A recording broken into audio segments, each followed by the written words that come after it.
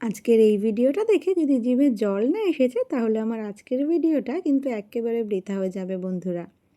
আজ এক সপ্তাহ ধরে আমার হাজব্যান্ডকে বলে যাচ্ছি একটু ফুচকা এনে দাও, খুব ফুচকা খেতে ইচ্ছে করছে। সে বলে কিনা এনে দেবে না। না তার কারণ কি, লাস্ট 2-3 বার একটু ফুচকা খেয়ে আমার অ্যাসিডিটি হয়েছে কি না হয়েছে তাই নাকি আমার ফুচকা খাওয়া বারণ। একটা মেয়েকে বলছে তার ফুচকা খাওয়া বারণ, ভাবুন একবার। তাও কিছু বলিনি, নিজেকে সামলে রেখেছিলাম।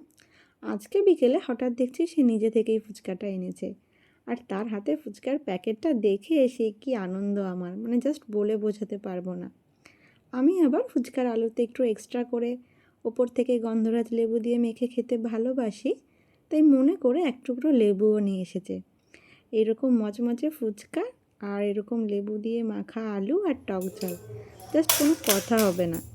একটা ফুচকাকে একটু ভেঙে নিয়ে একটু বেশি করে আলু ভরে নিয়েছি, তারপর একটু টক জলে ডুবিয়ে নিয়ে সোজা একেবারে মুখে ট্রান্সফার করে দেব।